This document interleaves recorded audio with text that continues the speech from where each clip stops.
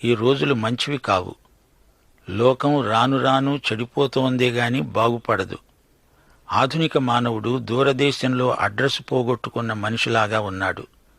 నీవెవరివి అని అడిగితే ఒక పెద్ద మనిషి కలవరపడ్డాడు.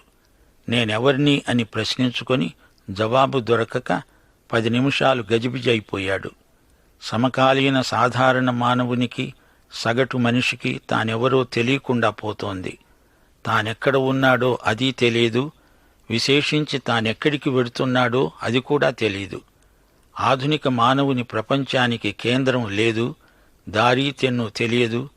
మానవ సంస్కృతిలో, మానవుడి సాహిత్యంలో, కవిత్వంలో, కళల్లో కనిపించేది, వినిపించేది ఇదే ప్రశ్న: నేనెవర్ని? మనిషికి తానెవరో తెలియాలంటే యేసును సమీపించాలి. క్రీస్తునందు మనిషికి తానెవరో స్పష్టంగా తెలిసిపోతుంది. ఒక ఆసామికి 2 కుమారులు.